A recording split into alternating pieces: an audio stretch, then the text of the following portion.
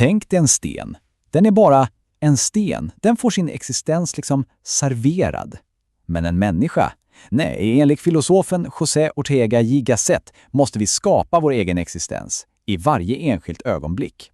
Och just den tanken är faktiskt en perfekt startpunkt för att förstå den helt otroliga resa som förvandlar ett litet hjälplöst spädbarn till ett tänkande, kännande och socialt skolbarn. Okej, så låt oss dyka rakt ner i det här. Vi börjar med den hårda faktan. Ett nyfött barn har ungefär 100 miljarder neuroner. Alltså 100 miljarder! Det är råmaterialet. En helt ofattbar potential som bara ligger där och väntar. Men det är ju bara början. För precis som med vilket byggmaterial som helst måste ju delarna fogas samman för att det ska bli något.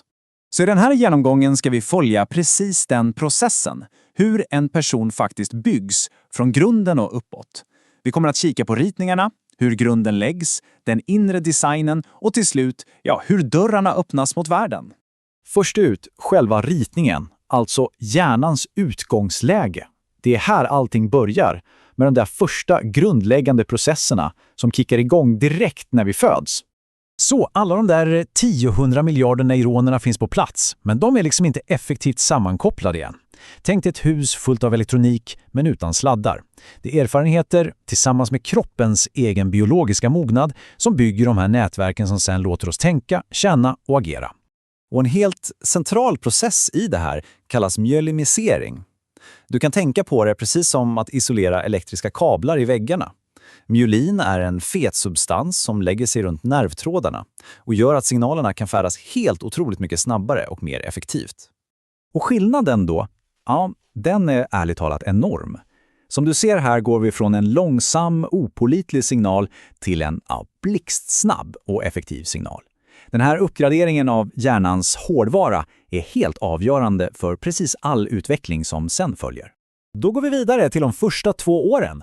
Och det är den period då den absolut viktigaste grunden läggs, både fysiskt och mentalt. Det som händer här kommer att påverka precis hela resten av bygget. Den fysiska utvecklingen går ju i en rasande fart. Från att bara kunna lyfta på huvudet till att faktiskt springa. Men det här är inte bara fysiska framsteg. Varje ny motorisk färdighet är ett helt nytt verktyg för barnet att utforska, att förstå och att interagera med sin omvärld. Men för att våga utforska krävs det ju en trygg bas. Den här tryggheten kallas för anknytning. Vårdnadshavaren funkar lite som en extern byggnadsställning som stöttar upp och hjälper barnet att hantera alla känslor och intryck som den egna hjärnan helt enkelt inte klarar av än.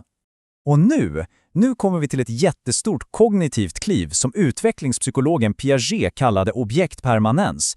Det är alltså insikten om att saker och personer finns kvar även om man inte ser dem. Pappa finns kvar även om man går ut i rummet. Leksaken existerar fortfarande även om den ligger under en filt. Tänk dig själv in i det här. Innan den här förmågan finns på plats, vad händer när mamma lämnar rummet?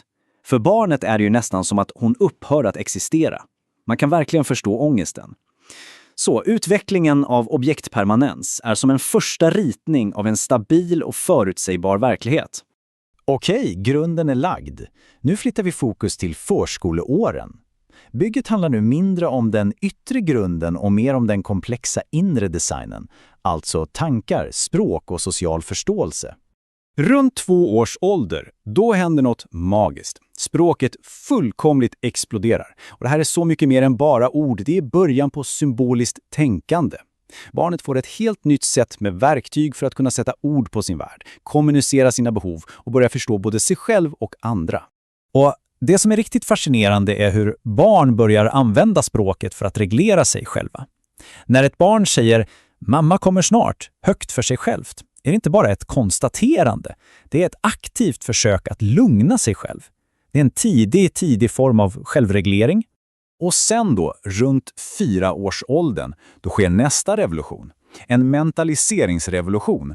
Barnet utvecklar det som kallas för en theory of mind, alltså en teori om andras medvetanden. Och den här insikten, den är världsomvälvande. Plötsligt förstår barnet att andra människor har sina egna tankar, sina egna känslor och intentioner som är helt skilda från deras egna. Det här öppnar ju dörren till en helt ny nivå av socialt samspel. Från att kunna tolka varför en kompis är ledsen till att kunna delta i riktigt avancerade låtsaslekar. Och med allt det här på plats, ja, då är huset i princip färdigbyggt och redo att öppna dörrarna mot den större sociala världen, det vill säga skolan och kompisarna. Och här kan vi se ett tydligt skifte i tänkandet. Skolbarnet går nu in i det som Piaget kallade det konkret operationella stadiet. De kan nu tänka logiskt, men fortfarande kopplat till sånt som är konkret. De förstår till exempel att mängden vatten är exakt densamma oavsett om man häller den i ett högt, smalt glas eller ett lågt och brett. Nu blir ju det här med kamratrelationer och social kompetens superviktigt. Och det är här man verkligen ser hur avgörande den där tidiga grunden faktiskt var.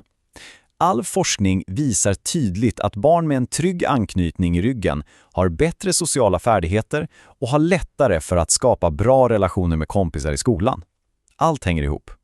Så om vi snabbt ska summera den här otroliga byggprocessen.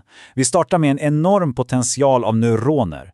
Myeliniseringen gör systemet blixtsnabbt. En trygg anknytning skapar en säker arbetsplats. Objektpermanens gjuter ett stabilt fundament. Språket blir verktyget för att inreda huset. Och slutligen, mentaliseringen ger oss nycklarna till alla andras hus. Grunden är alltså lagd när man börjar skolan, men bygget av en person, det är ju ett livslångt projekt.